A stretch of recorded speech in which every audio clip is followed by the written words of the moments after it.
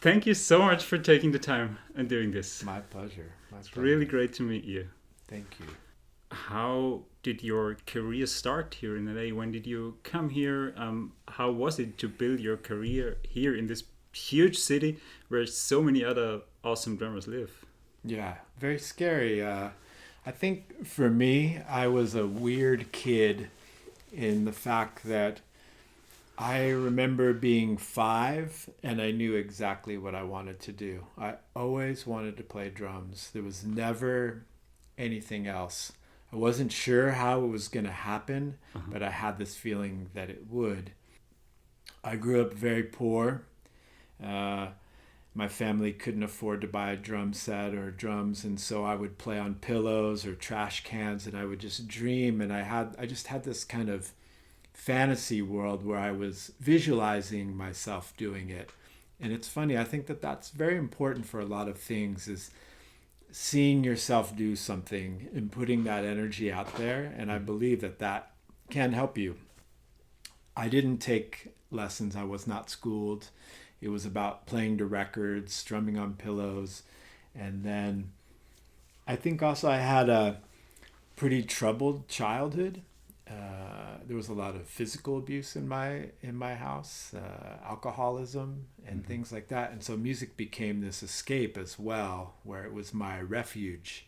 Mm-hmm. And the more it became this escape and this place that I just dreamt of. I needed music to survive, basically. Mm-hmm. And Mm-hmm. Wow. so at 17, I ran away from home and I came to Hollywood. I think I moved. I lived out where I lived out in the suburbs for a little bit. Came to Hollywood.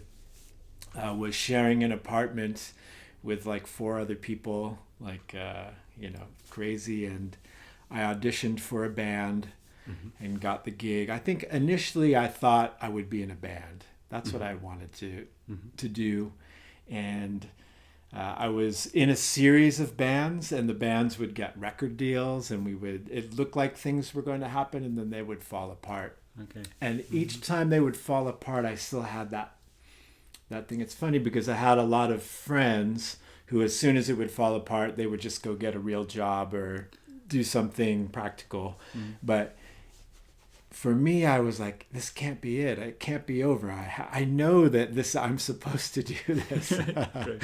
There's nothing else I can do. I need to do this. Yeah.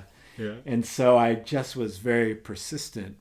Yeah. And yeah, I'm not sure. I think, and it's funny, I I don't think I ever felt that I was good enough, to tell you the truth. Mm-hmm. Really, I would only say in the last couple of years that I started to feel like, oh, I have some value in all of this. It wasn't so much that I felt like I had these skills and I was so great that I could do this. It's just that I wanted it so Mm-hmm. bad and it Mm-hmm. meant so much to me.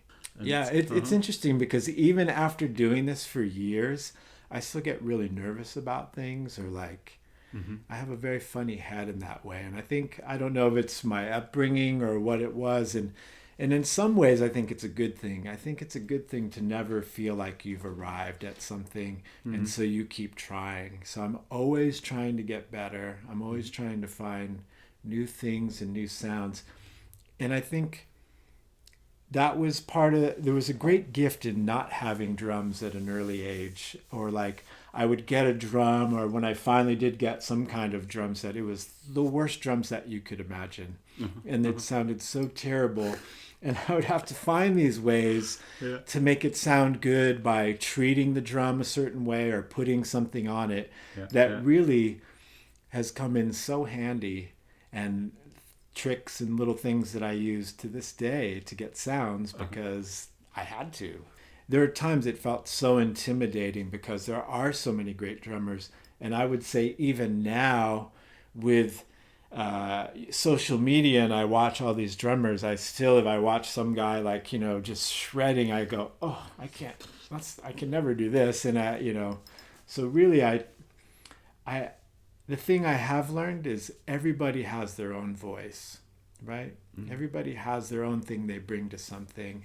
And so I think that's the trick, is to find out who you are and what you have to say. What helped you finding out about that voice?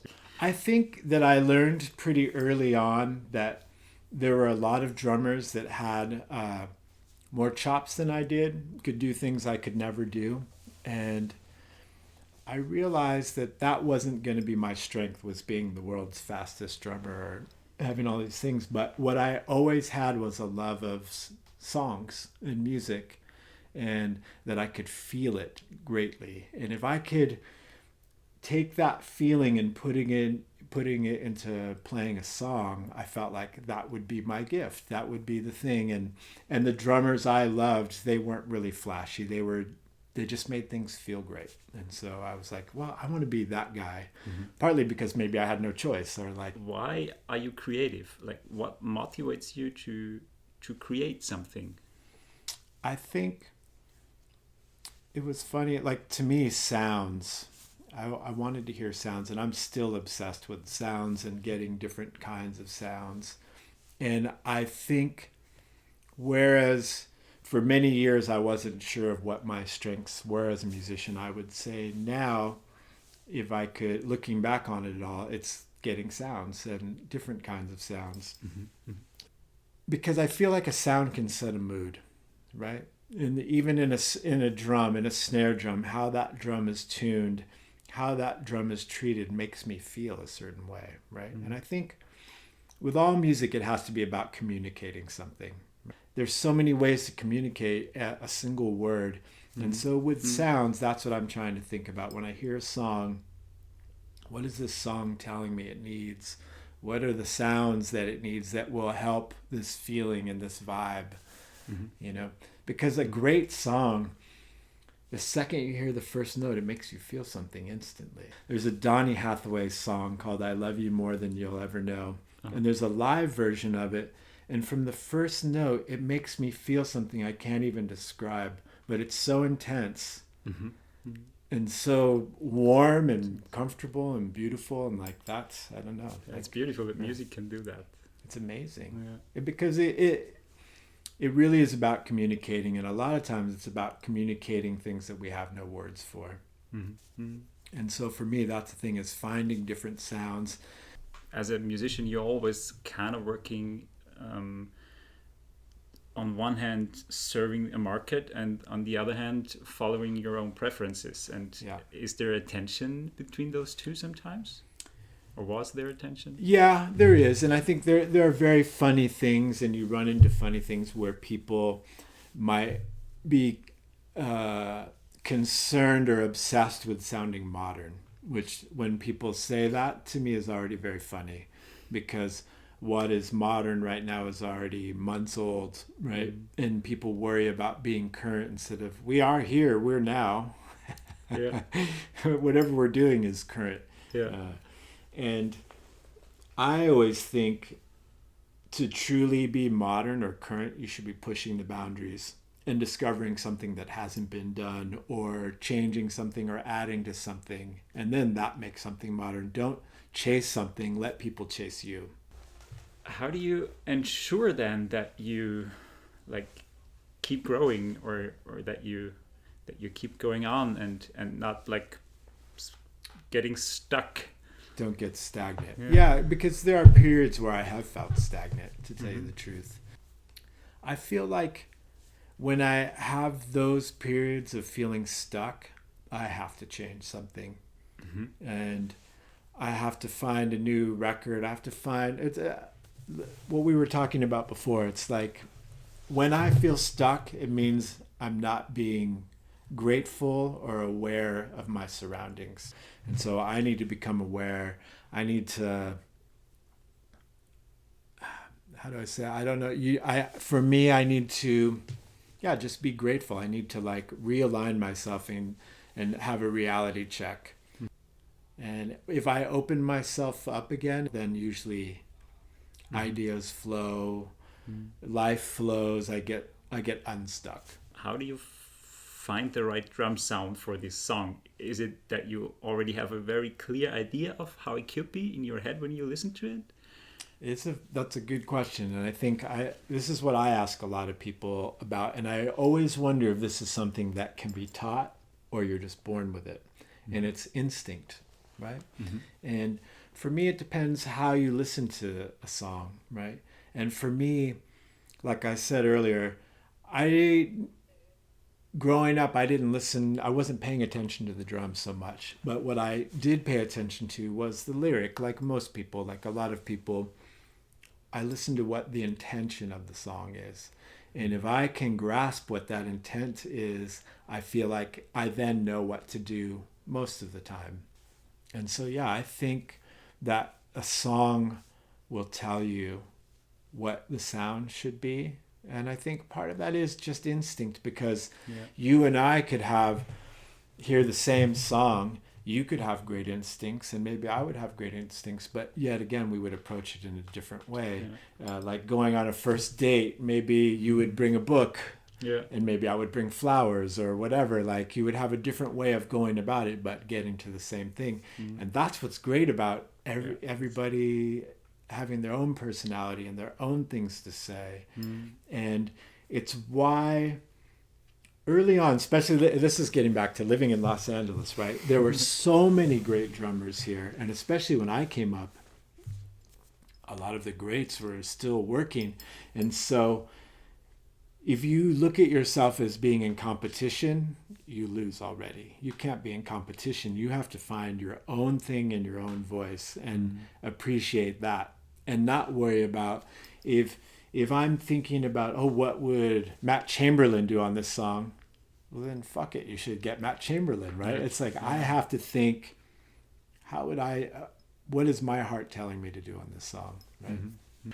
There's one recording that I particularly love, and that's the Amy Mann recording, The Forgotten Arm, and you played on that, and especially one song. The song is called Dear John. Oh yeah.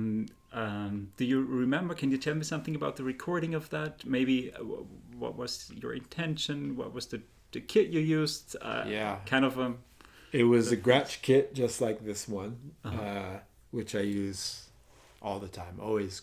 Gretsch is really okay. I find that the Gretsch drums, especially from this era, late 70s, early 80s, can do anything and everything. That record was really special. I mean, to work with Joe Henry was very special.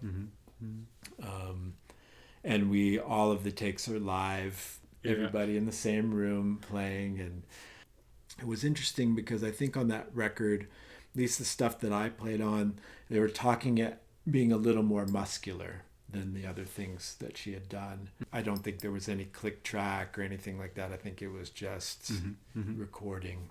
It's funny because when I'm recording, I don't have a lot of myself in my headphones. Matter of fact, I prefer to have almost none. Okay. But if I can hear it, I'll turn it up for a little bit just to hear how the sounds are, and then I kind of tuck it below everything. Again, to make sure that I'm listening.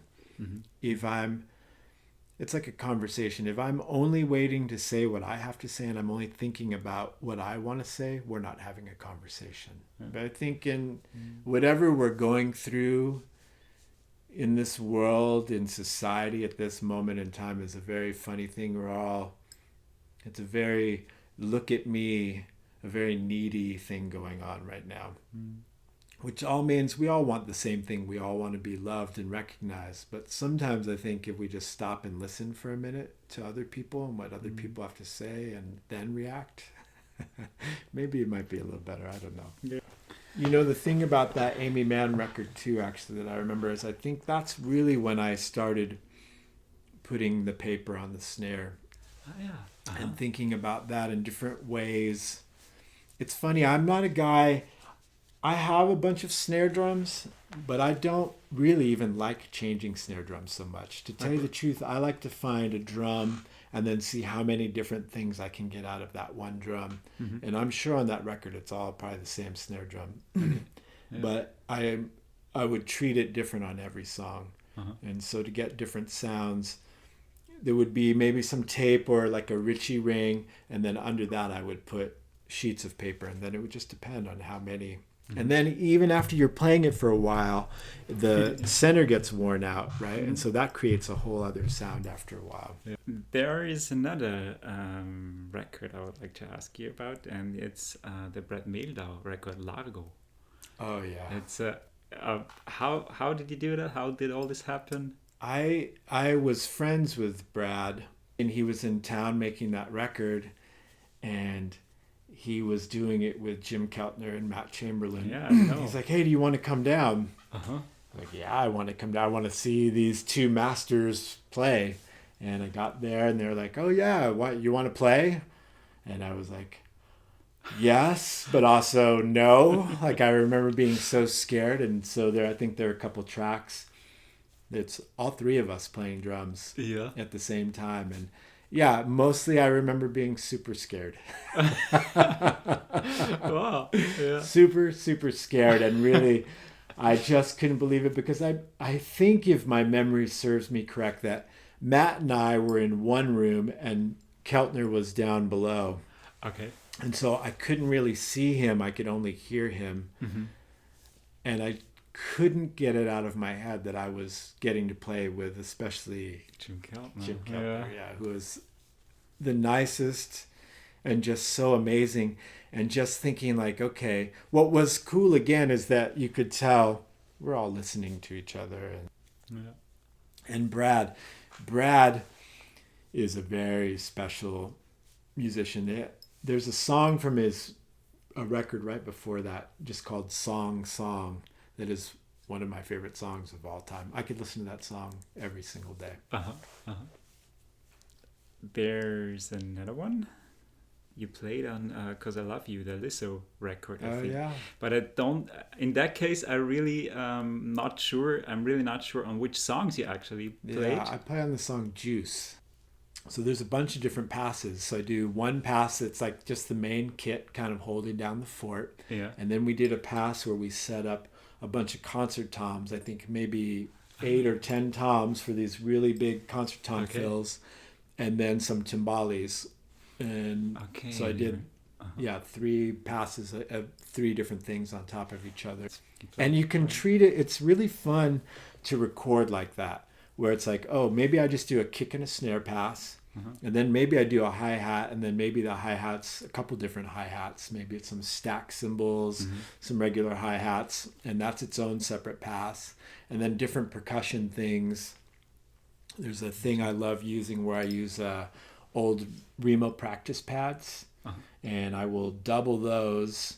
I do like a little flam hitting those, double them, pan them out, and it ends up sounding like 808 claps. Okay. Interesting. Yeah, and all these little tricks, and I have a bunch of weird shakers. And the last question is probably a very typical interview question. I don't know. It is like, if you were to teach a student, what would be crucial for you to pass on to him? I would think depends what you want to do, and I would say that my skill set is recording drums. And in recording drums, there's a couple key things. One, and the most important one, is how to interpret a song, right? Feeling, making sure you can capture the intent of what the songwriter is trying to say. That's number one. I would say number two is a more practical thing, is being able to hit consistently for recording. Like, I think that's something people forget about. And having good time. Hey, thank you so much again for doing that. My pleasure. It was great. It was great talking to you, and really inspiring. Thanks. Thank you.